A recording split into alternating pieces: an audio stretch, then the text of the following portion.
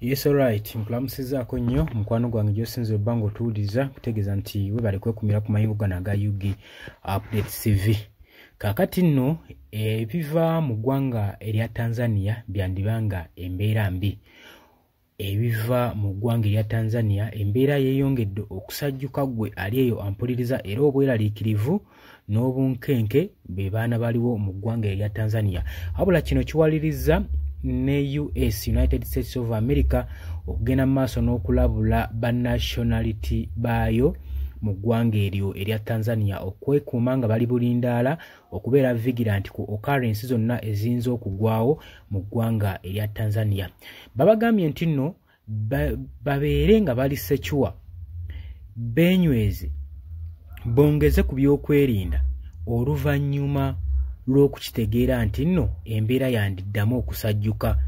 Bagamba nti basuubirayo essaawa za kafyu ne security okutabanguka mu ggwanga erya Tanzania.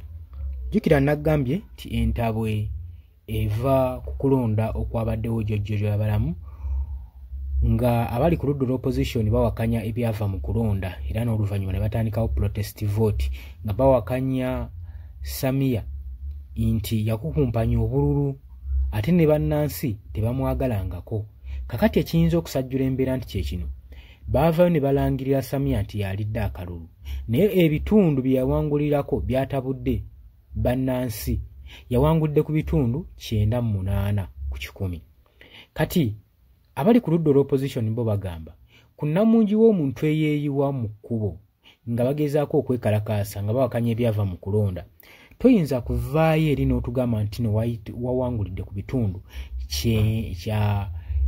ebitundu 98 ku 100 mu kalulu era nga bagamba bo wano balabawo ebitagatta gwe mukwano gwange ali eyampuliriza balaba nga ebintu bingi tebigatta era nga bagamba tebagenda kussa mukono bagenda maaso n'okwekalakaasa nga babanja demokrasiya mu ggwanga erya Tanzania gwe mukwano gwange ali eyampuliriza.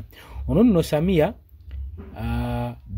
kibasaza mu kimu n'omwami Yoweri Kaguta Museveni era embeera we yasajjuka twagenda okulaba nga mwami Yoweri Kaguta Museveni akuŋŋaanyawo awo amagye nga 5 n'abisindika mu ggwanga erya Tanzania bigende bikuba emiggo bitulugunye abannansi b'eggwanga eryo erya Tanzania.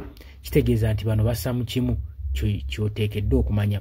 Wabula ambassador wa America akulira embassy eri mu ggwanga erya Tanzania yagenze maaso n'okulabula bannansi b'eggwanga lya America okwerinda kw'ebyo ebigenda okujja mu maaso. Bagamba obutafaananako n'ebiri mu kibuga Zanzibar. Mu Zanzibar bo batandise dda okukalabya emirimu gyabwe amaduuka ga operating normally buli kimu kiri mu nteeko kiringa bwe kiteekeddwa okubeera. Wabula mu bibuga ebirala omuli Eldoret omuli Nairobi ebibuga ebikyagaanye okuba nga bitereera saa yonna basuubirayo akavuyo ate akavuyo ak'amaanyi. Kakino kye kireetedde America ogenda mu maaso n'okusindika security alert eri bannansi baayo era ne bagamba si bannansi b'Amerika bokka wabula ne bannamawanga amalala abali mu ggwanga erya Tanzania nabo tebali secuwa balina okwerinda balina okunyweza ebyokwerinda byabwe olw'ensonga nti nno embeera ekyagenda mu maaso okutabanguka mu ggwanga erya Tanzania. Bo aba security forces mu ggwanga erya Tanzania balabudde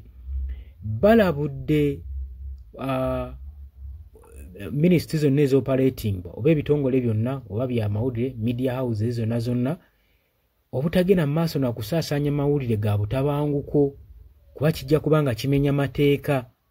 Balina okukuupinga embeera ng'eri kaamu baleme kuteekawo mbeera egenda mu maaso n'okwalaatinga bannansi okugenda mu maaso n'okwekalakaasa. Nze ndowooza kino gavumenti ekikozesa nnyo sinayokka eya Tanzania gavumenti zikikozesa nnyo okublokinga internet ne message yonna obutasaasaanira mu bannansi okusobola okulaba nga bakola uniform work kiyambeko gavumenti okulaba nga ekkakkanya embeera egenda mu maaso mu ggwanga lyayo. Kakati n'Omumerika waatyo wataddeyo security alert nga g'abannansi baayo benyweze security bagyongera oginyweza ebyokwerinda bibeere egguluggulu kubanga embeera yanditabuka nnyo mu ggwanga erya Tanzania. Tuba tumanyi byawedde naye okusinziira ku report gye bawa balaga nti embeera eyinza okuddamu okusajjuka. Tetumanyi oba balina kye balindiridde okukola oba balina kye bateekateeka, manyi baba balina kye bateekateeka basobola okufaananya embeera nti nno ekyagenda mu maaso n'okusajjuka naye nga balina kye baagala bagyongeremu ebisoko. Tomanya oba oli awo. Oli ku Yugi Update TV kwadde osinza obba ng'otuwuliriza bw'otanatoyongako nnyo akkubiriza kiriya wansi waliwo ekigambo subscribe kikooneko obere ng'otwegattako. Mbaagala nnyo era nga mbaagaliza olunaku olulungi. Mweraba.